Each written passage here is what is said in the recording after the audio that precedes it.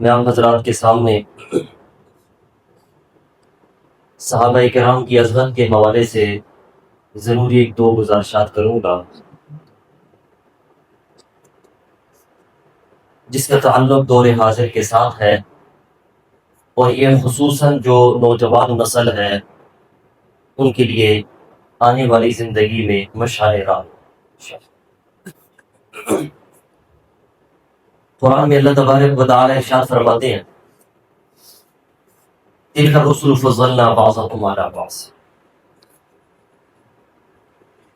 میں نے انبیاء کرام کو بعض پر فضیلت، منہم من کلم اللہ ورفع بعضهم درجات، اللہ فرماتے ہیں بعض تو وہ ہیں جن سے میں نے گفتگو کی، لائٹ گفتگو کی، اور بعض وہ ہیں جن کی اور وجہ سے میں نے مقامات اور درجات بلند فرمائے۔ اب یہ قرآن کی آیت ہے، اور اس سے ہمیں معلوم ہوا کہ انبیاء کرام میں ان کے مقام اور مرتبے آپس میں اوپر نیچے تھے۔ ایک پیغمبر مثال کے طور پہ مقام اور ایک ہے ترتیب، آدم علیہ السلام پہلے نمبر پہ ہیں، اور سب سے آخر میں کون ہے؟ ہمارے محبوب صلی اللہ علیہ وسلم۔ یہ تو ہے ایک ترتیب آنے کے اعتبار سے، ایک ہے مقام اور مرتبے کے حوالے سے ترتیب۔ اب اس میں تو کوئی شک نہیں ہے، یہ تو اللہ نے خود ہمیں بتا دیا کہ جو مقام اور مرتبے میں پہلا نمبر ہے وہ محمد رسول اللہ صلی اللہ علیہ وسلم کا ہے۔ لیکن اب ظاہری بات ہے کسی کا دوسرا نمبر بھی ہوگا، کسی کا تیسرا نمبر بھی ہوگا، کسی کا چوتھا نمبر بھی ہوگا۔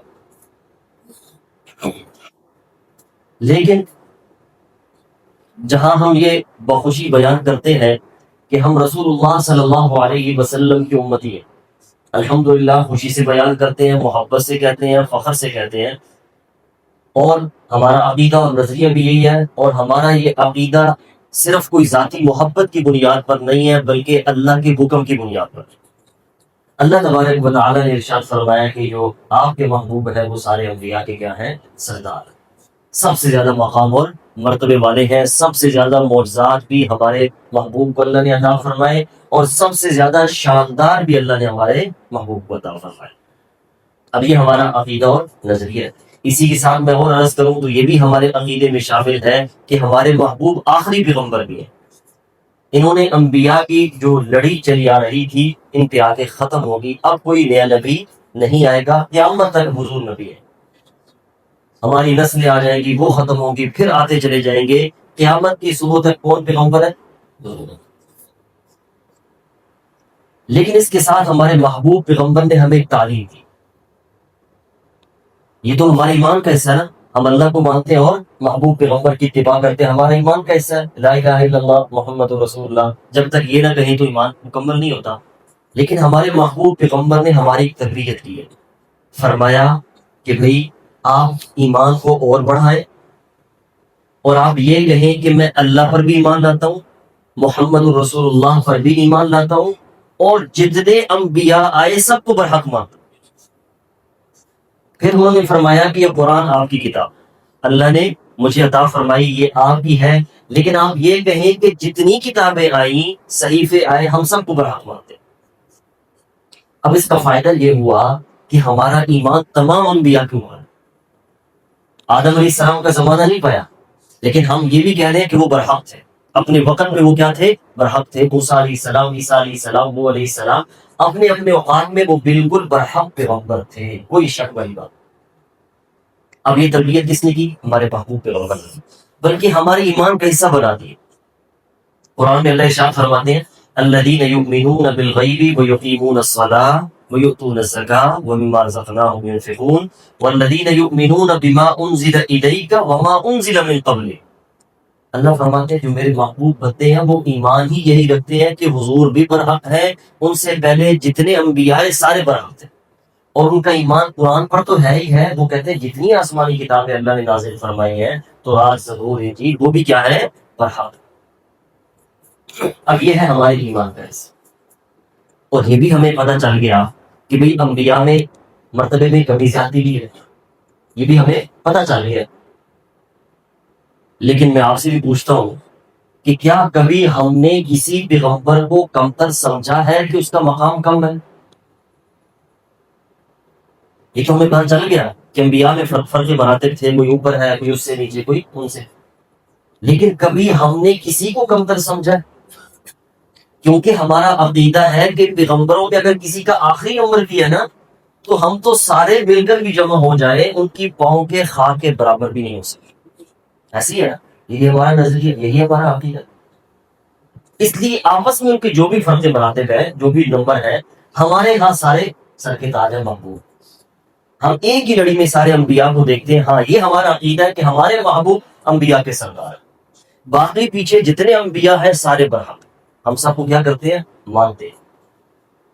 اسی طرح دوسرے نمبر پر انبیاء کے بعد جو دوسرے نمبر پر انبیاء کے بعد جماعت ہے وہ صحابہ کرام کی جماعت. وہ کیا ہے؟ صحابہ کرام کی جماعت ہے. کیونکہ اس کائنات میں جو سب سے پہلا نمبر ہے وہ انبیاء. وہ سب سے جو پہلا نمبر ہے وہ کس کا ہے؟ انبیاء کا ہے. انبیاء میں پھر پہلا نمبر دوسرا نمبر الگ بات. پہلی جو لسٹ ہے وہ کس کی ہے؟ انبیاء کی. دوسرے نمبر پر کس کی ہے؟ صحابہ کرام. یہ صحابہ کرام جتنی انبیاء کی قومیں گزری ہیں سب سے پہلے نمبر پر. انبیاء کے بعد ان کا کیا ہے؟ پہلا نمبر. اب یہ جو میں آگے عقیدہ بیان کرنے لگا ہوں، یہ کیوں بیان کرنے لگا ہوں؟ یہ آنے والے وقت پہ ہماری مشعل راہ ہوگا. کیونکہ یاد رکھیے فتنے نا، حضور نے فرمایا تھا قرب قیامت بڑھتے چلے جائیں گے. اتنے فتنے بڑھیں گے کہ ہمارے لیے ایمان بچانا مشکل ہو جائے گا. تو اب ظاہری بات ہے قیامت کے قریب ہی جا رہے ہیں تو فتنے دن بدن نئے نئے آتے چلے جا رہے ہیں. جو آپ حضرات پرانے ہیں ان کے لیے اتنی یہ نقصان دہ نہ ہو جتنا یہ نوجوان نسل کے لیے اور آنے والے وقت کے لیے نقصان دہ. اب وہ کیا کرتے ہیں؟ وہ فتنے کس بنیاد پر ہیں؟ یا کہ جو ایمان والے ہیں نا ان کو جو بڑے ہیں کسی طریقے سے ان کے ساتھ ان کا تعلق کمزور کر دیا جائے. ان کے ساتھ کیا کیا جائے؟ ان کا تعلق کمزور کر دیا جائے. یہی کوشش رہی ہے کہ ہمارے محبوب پیغمبر ہیں ان کے ساتھ ہمارا تعلق کس طریقے سے کمزور ہو جائے. پھر صحابہ کرام کے ساتھ ہمارا ایک گہرا رشتہ ہے. وہ بھی کوششیں ہوتی ہیں کہ کس طریقے سے صحابہ کرام کے کوئی اختلافات کو بیان کیا جائے، کوئی ان کی تنقید کی جائے کہ جس بنیاد پر ان کے دل میں کم سے کم کسی ایک صحابی کی صحیح کم سے کم تحقیر تو پیدا ہو. یہ ہے آج کل کے فتنے جو بہت عام ہو چکے ہیں، خصوصاً ہمارے نوجوان نسل. وہ کہتے ہیں چلیں یہ ابو بکر صدیق رضی اللہ تعالیٰ عنہ کو برا بھلا کہیں تو یہ برداشت نہ کریں، عمر فاروق کو کہیں، عثمان غنی کو کہیں، چلیں کوئی اور صحابی اٹھا لیں کہ جو ان طرح کے مشہور نہ ہو اور ان کے سامنے کوئی وسوسے رکھے جائیں، کوئی ان کی برائیاں رکھی جائیں کہ کسی طریقے سے اس نوجوان کے دل میں کم سے کم ایک صحابی کی برائی تو پیدا ہو جائے. جب ایک ہی پیدا ہو جائے گی تو وہ ایک نظریہ تو ٹوٹے گا نا کہ سارے صحابی برحق ہیں. وہ جو عقیدے میں دراڑ تو آئے گی نا کہ سارے صحابی برحق ہیں.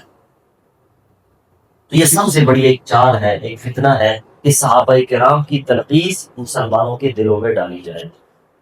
اس موضوع کا انتخاب میں نے اسی بنیاد پر کیا. اب یہ ہمیں نظریہ ملا کہ صحابہ کرام کیا ہے؟ انبیاء کے بعد سب سے اعلیٰ جماعت. ہمارا بھی یہی نظریہ ہے. اب یہ بھی ہم تسلیم کرتے ہیں کہ جیسے انبیاء میں کوئی پہلے نمبر پہ ہے، کوئی آخری نمبر پہ ہے، صحابہ کرام کے اندر بھی کوئی پہلے نمبر پہ ہے، کوئی دوسرے پہ ہے، کوئی آخری پہ. صحابہ کرام کے اندر بھی یہ چیز ہے، ان کے اندر بھی مقام اور مرتبے میں فرق ہے. لیکن پھر بھی ہمارا نظریہ وہی کھڑا ہے کہ بھائی مان لیا کہ صحابہ کرام میں پہلا نمبر کن کا ہے؟ ابو بکر کا ہے. اور وہ کس بنیاد پر ہے؟ وہ بھی کوئی ذاتی محبت کی بنیاد پر نہیں ہے بلکہ رسول اللہ صلی اللہ علیہ وسلم نے ان کو پہلا نمبر اپنی زندگی میں دے کر گئے. کوئی ہماری ذاتی رائے کسی عالم کی نہیں ہے. کس کی ہے؟ یہ رائے رسول اللہ صلی اللہ علیہ وسلم کی ہے. وہ پہلا نمبر ابو بکر کو اپنی زندگی میں دے کر گئے، خصوصاً جب آخری وقت تھا اور نماز کی باری آئی تو امامت کی جگہ کن کو کھڑا کیا؟ رسول اللہ صلی اللہ علیہ وسلم نے حضرت ابو بکر کو. ابھی ہمارا نظریہ یہ بھی نظریہ کہ دوسرا نمبر کن کو اللہ نے دیا. تو ہمارا یہ بھی نظریہ ہے کہ مرتبے میں کسی کا آخری نمبر بھی ہوگا. لیکن اب مسئلہ یہ ہے کہ کسی کا آخری نمبر بھی ہو، ہم سارے اہل سنت جمع ہو جائیں اس صحابی کے پاؤں کی خاک کے برابر بھی نہیں ہو سکتے. ایسی ہے نا. تو پھر ہمیں کیا حق پہنچے کہ ہم ان پہ تبصرہ کریں، ہم کسی ایک صحابی کی تحقیر کو سامنے رکھیں، ان کی کوئی اختلاف رائے کو سامنے رکھیں، کیونکہ یاد رکھیے صحابہ کرام انسان تھے نا، کیا تھے؟ انسان تھے، فرشتے تو نہیں تھے۔ پھر ایک تھا قرآن ان کے سامنے، ایک تھا حضور کا فرمان، دونوں سامنے تھے۔ ایک ہے اجتہادی معاملات، کیا ہوتے ہیں؟ اجتہادی، جو نئے نئے مسائل کوئی فقہ کے حوالے سے سامنے آتے ہیں یا کوئی اور، اس میں تو اختلاف رائے ہو سکتا ہے نا۔ جیسے مثال کے طور پہ ہم ایک مسجد کی تعمیر کرتے ہیں، اس میں ممکن ہے کہ کچھ لوگوں کی رائے ہو کہ یہ جگہ بہتر ہے، کچھ لوگوں کی رائے ہو کہ یہ جگہ بہتر ہے۔ ہم ایک ڈیزائن تیار کرواتے ہیں، ممکن ہے کچھ لوگوں کی رائے ہو کہ یہ ڈیزائن ایسا ہونا چاہیے، کچھ لوگوں کی رائے ہو کہ دوسری طرح ہونا چاہیے، لیکن جب مسجد بن جائے گی تو پھر تو سب کا اتفاق ہوگا۔ اختلاف رائے تو ہو سکتا ہے، تو صحابہ کرام کے اندر بھی روزمرہ کے معاملات میں اختلاف رائے تو پیدا ہو سکتا ہے۔ اب اگر کسی دو صحابہ کرام میں کسی آپس میں جماعتوں میں کوئی اختلاف رائے پیدا بھی ہوا ہے تو وہ ان کا معاملہ ہے، اور وہ اختلاف رائے ہے رسول اللہ صلی اللہ علیہ وسلم نے ارشاد فرمایا کہ جب ایک افتاء یعنی جو صحیح معنوں میں مفتی ہو، اگر وہ کسی اجتہادی معاملے میں ایک رائے قائم کرتا ہے اور وہ رائے اللہ کے ہاں غلط بھی ہوگی تو ایک اسے اجر مل جائے گا، اگر مکمل ٹھیک ہوگی تو پھر 2 نیکیوں کا اجر ملے گا۔ یہ میں کس کی بات کر رہا ہوں؟ یہ جو نئے روزمرہ کے مسائل ہمارے سامنے آتے ہیں، جو جدید مسائل ہمارے سامنے آتے ہیں، ایک تو ہے کہ جو متفق علیہ معاملات ہیں وہ ایک الگ بات ہے، جو جدید معاملات مسائل ہمارے سامنے آتے ہیں، اب ظاہری بات ہے اس پر تو بڑے بڑے مفتیان کرام بیٹھتے ہیں، وہ ایک اپنی رائے پھر قائم کرتے ہیں، ایک مسئلہ ہمیں نکال کر بتاتے ہیں۔ اب اس میں جیسے امام اعظم ابو حنیفہ رحمہ اللہ، اب انہوں نے یہی کام کیا۔ بہت سارے لوگ غلط فہمی کے شکار ہو جاتے ہیں کہ شاید امام اعظم ابو حنیفہ نے نا کوئی دین کے اندر کوئی جدت لے کر آئے ہیں یا کوئی دین کے اندر تبدیلی لے کر آئے ہیں۔ ان کا صرف ایک ہی کام تھا کہ جو فقہ کے معاملات اور مسائل ہیں ان کو ایک جگہ میں جمع کر دوں تاکہ لوگوں کے لیے سمجھنا آسان ہو جائے، اور ان میں پھر جو جدید مسائل تھے ان پہ اختلاف بھی پیدا ہوا۔ ایک جو امام تھے ان کی اور رائے تھی، دوسرے امام کی اور رائے تھی، لیکن وہ صرف اختلاف رائے کس پر ہوتا ہے؟ کوئی جدید مسائل کے اوپر ہوتا ہے، کوئی قرآن و سنت کے اوپر کوئی اختلاف نہیں ہوتا۔ تو بہرحال اب صحابہ کرام میں اگر کوئی خلافت کے معاملات میں بھی آخر میں جا کے کوئی اختلاف رائے پیدا بھی ہوا تو ایک اجتہادی اختلاف تھا، لیکن ہمیں تو حق نہیں پہنچتا کہ نعوذ باللہ ہم آپس میں رائے قائم کرنے کی بھئی یہ ٹھیک تھا یہ غلط تھا۔ ہمارے لیے تو دونوں صحابی ہیں، ہمارے لیے دونوں صحابی ہیں، اور ہمیں یہ بھی نظر آ جائے گا کہ ایک صحابی کا مقام زیادہ ہے، دوسرے کا اس کے مقابلے میں کم ہے۔ مسئلہ یہ ہے کہ ہمارے لیے تو دونوں بڑے ہیں، یا تو ہمارے بھی ہم پلہ ہو تو پھر تو ہم کہہ سکتے ہیں کہ میں اس پر کوئی تحقیق کر سکتا ہوں، ہمارے لیے تو وہ دونوں بڑے۔ اور یہ میں کیوں عرض کر رہا ہوں؟ اس لیے کہ جو لوگ ہمارے سنیوں کے دلوں میں وسوسے پیدا کرتے ہیں وہ عموماً حضرت امیر معاویہ رضی اللہ تعالیٰ عنہ کے معاملات کو لے کر پیدا کرتے ہیں کہ لو جی وہ حضرت حسن کے مقابلے میں آگے یہ ہو گیا۔ دیکھیں، حضرت حسن ہو حضرت حسین ہو رضی اللہ عنہما، ان کا ایک الگ مقام ہے، ان کا ایک مرتبہ ہے جو کہ مسلم ہے، اس پر کسی کو کوئی اختلاف نہیں ہے۔ اور ہمارا یہ بھی عقیدہ نظریہ ہو سکتا ہے کہ جو امام حسن حسین کا مقام ہے، جو ذریعہ بات ہے ان سے نیچے بھی بہت ہوں گے، لیکن اگر ان کا آپس میں کوئی اختلاف ہو بھی جائے تو ہمیں تو حق نہیں پہنچتا کہ ہم کسی ایک کو صحیح کہیں یا غلط کہیں۔ اور مزے کی بات یہ ہے کہ ان کا اختلاف رائے ہوا، بعد میں اتفاق بھی ہو گیا، بعد میں اتفاق بھی ہو گیا، لیکن افسوس یہ ہے کہ آج جو وسوسے پیدا کرنا چاہتا ہے وہ آج بھی اس اختلاف کو بیان کرتا ہے، بعد میں صلح کو بیان نہیں کرتا۔ اول تو ہے وہ بڑے تھے، ان کا ایک اختلاف تھا، اس کو ان تک محدود رہنے دیا جائے، اور اس میں کوئی کفر ایمان کا مسئلہ بھی نہیں تھا، ایک اجتہادی اختلاف تھا۔ اور یہ بھی آپ سمجھتے ہیں کہ اجتہادی اختلاف میں دونوں کو ثواب ملے گا، کسی کو ڈبل ملے گا، کسی کو ایک ملے گا۔ تو جب دونوں حق پر ہیں ہمارے لیے تو پھر تو ہمیں کوئی حق نہیں پہنچتا کہ ہم ان کے اختلافات کو لوگوں کے سامنے بیان کریں۔ لیکن مزے کی بات یہ ہے کہ بعد میں جو اتفاق ہو گیا، صلح ہو گئی، وہ بیان نہیں کی جاتی۔ اس سے معلوم ہوا کہ جو بیان کرنے والا اختلافات ہو وہ مخلص نہیں ہے، کیونکہ اب صحابہ کرام کے فضائل اتنے ہیں کہ اگر بیان شروع کیے جائیں تو ختم نہ ہو۔ جب ان کے فضائل ختم نہ ہو تو آپس میں کوئی اختلاف رائے کو بیان کرنے کی کیا ضرورت پیش آ گئی؟ ہمارے والدین ہیں، والد اور والدہ دونوں کے ساتھ تاج ہے، دونوں کا احترام ہمارے اوپر لازم ہے۔ اب اگر والد اور والدہ کا اختلاف ہو جائے کوئی گھریلو معاملے کے اوپر، آپ بتائیں کہ اولاد کے لیے کیا حکم؟ اولاد کے لیے حکم ہے خاموشی اختیار کرنا. وہ دونوں بڑے ہیں نا, ان کا آپس میں اختلاف رائے ہو گیا, کہیں بچے بچیوں کے رشتوں کی وجہ سے کوئی ہو جاتا ہے یہاں کرنا چاہیے یہاں نہیں کرنا چاہیے, کوئی تعمیر ہو رہی ہے, ایک کہتا ہے اس طرح ہونی چاہیے, دوسرا کہتا ہے اس طرح ہونی چاہیے. اب اولاد کے لیے حکم ہے منہ بند رکھنا, کیونکہ دونوں بڑے ہیں. ان کا اختلاف ہے کوئی قرآن و سنت کے اوپر نہیں ہو رہا, ان کا اختلاف کس کے اوپر ہو رہا ہے, ایک معاملے کے اوپر ہو رہا ہے. اب اولاد کے لیے حکم ہے خاموشی اختیار کرنا, اور ان کے جو مقام اور مرتبہ ہے, جو فضائل ہے, وہ تو سامنے رکھنا. ہاں اگر اللہ نہ کرے اگر کوئی قرآن کے خلاف کوئی والدین میں سے کوئی بات کر دے, تو پھر تو انسان ادب کے دائرے میں, وہ بھی ادب کے دائرے میں اتنا کہہ سکتا ہے کہ یہ بات قرآن کے خلاف. پھر بھی احترام اور ادب کو سامنے رکھنا ضروری ہے. یہ تو والدین ہے, تو جو صحابہ کرام ہو کا کیا مقام. اور پھر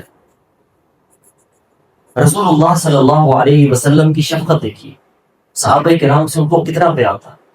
اللہ سے دعا کی, یا باری تعالیٰ اگر میں کسی صحابی کو بد دعا دے دوں, کیا کہا, یا اللہ اگر میں کسی صحابی کو بد دعا دے دوں اور وہ مستحق نہیں ہے, تو یا اللہ میری بد دعا کو اس کے لیے رحمت بنا دے.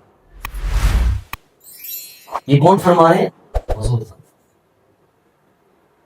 کہ یا اللہ اگر میرے منہ سے کوئی فی البدیہی بد دعا کا جملہ نکل بھی جائے, تو یا اللہ وہ اس کا مستحق نہیں ہے, اس کو اس کے لیے دعا بنا دے, رحمت بنا دے. یہاں تک اپنے صحابہ کرام سے پیار. اب انفرادی پیار اپنی جگہ پہ ہے. حسین رضی اللہ تعالیٰ عنہ کو ہم دیکھتے ہیں تو رسول اللہ صلی اللہ علیہ وسلم فاطمہ کو کہتے ہیں کہ حسین کو رلایا نہ کر, آپ کو پتہ نہیں اس کے رونے سے مجھے تکلیف ہوتی. اور پھر محبت اتنی بڑی کہ فرمایا کہ حسین مجھ سے ہے, میں حسین سے. یہ محبت کا ایک اعلیٰ درجہ ہے کہ انہوں نے اس انداز سے بیان کیا کہ حسین مجھ سے ہے, میری ذات کا حصہ ہے, اور میں حسین سے. یہ جو ذاتی محبت تھی کیا کمال کی تھی, اس کا تو کوئی نعمت بدل نہیں ہو سکتا. اور پھر آپ اندازہ لگائیں کہ محبت کا یہ عالم ہے کہ آپ نماز پڑھ رہے ہیں, وہ سواری کر رہے ہیں, اور آپ سجدہ دمبا کرتے ہیں کہ بھئی کہیں ان کو گرنا چاہے, تکلیف نہ پہنچے, اگر یہ کھیل رہے ہیں تو کھیلتے رہے. اور ایک مرتبہ حسین رضی اللہ تعالیٰ عنہ کندھے پہ سوار کیا تو صحابہ کرام نے دیکھا, تو صحابہ کرام کہنے لگے حسین کتنا خوش نصیب ہے, کتنی اعلیٰ سواری تجھے ملی ہے, کتنی اعلیٰ سواری آپ کو ملی ہے. تو حضور فرمانے لگے کہ سوار بھی اعلیٰ ہے. اس سے آپ اندازہ لگا دیں ان کا جو مقام اور مرتبہ ہے وہ ایک مسلم ہے. ان کا جو مقام اور مرتبہ ہے, جو احترام ہے, وہ مسلم ہے. اور آپ اندازہ لگائیں کہ صحابہ کرام کو بھی یہ بات معلوم تھی. بکر کہتے ہیں کہ مجھے اپنے اہل و عیال عزیز نہیں ہے اتنے جتنے حضور کے اہل و عیال عزیز. کیونکہ صحابہ کرام تو حضور علیہ السلام والسلام ان کے لیے جان کی حیثیت رکھتے تھے. پھر حضور کے ساتھ جتنی نسبتیں تھیں صحابہ کرام کو سب سے پیار. یہ کیسے ممکن ہے کہ صحابی ہو اور حضور علیہ السلام سے, آپ کے اہل و عیال سے پیار نہ کرے؟ وہ تو ایمان ہی مکمل نہیں ہوگا. حضور علیہ السلام والسلام اتنا پیار کریں اور فرمایا کہ جو مجھ سے پیار کرتا ہے اس کے لیے لازم ہے کہ ان سے بھی پیار کرے, حسن حسین سے بھی پیار کرے, اور اگر کوئی ان سے بغض رکھے گا تو فرمایا پھر وہ میرا نہیں. تو یہ ان کے لیے جو مقام اور مرتبے ہیں وہ مسلم. لیکن ہمارے لیے حکم یہ ہے کہ اول سے لے کر آخر تک جتنے صحابہ کرام ہیں سب اس کے بارے میں ایک ہی ہمارا جملہ ہے, وہ کیا, سب جنتی ہیں, سب برحق ہیں, حضور کے غلام. بس باقی ہم اپنی اپنی جگہ سب کے مقام اور مرتبے کو, فضائل کو بیان کریں گے, کرتے ہیں, لیکن ہمارے دل میں کسی ایک صحابی کی بھی کبھی تحقیر پیدا نہیں ہوگی. ہمارا یہ نظریہ ہے کہ آپس میں ان کے فرق مراتب ہیں, لیکن ہمارے لیے تو مسل کے تھا. آپ اندازہ لگائیں کہ رسول اللہ صلی اللہ علیہ وسلم جہاں ہمیں یہ کہہ کر گئے کہ میرے نواسوں کا خیال رکھنا, میرے نواسوں کو برا بھلا نہ کہنا, ان کو اگر تکلیف پہنچاؤ گے تو مجھے تکلیف پہنچے گی, وہاں حضور علیہ السلام کا یہ فرمان بھی ہے کہ میرے بعد میرے کسی صحابی کو بھی برا بھلا مت کریں. کیا فرمایا, میرے کسی صحابی کو بھی نہ گالی دینا اور نہ برا بھلا کہنا. وہ بھی کس کی تکلیف ہے, حضور کی تکلیف.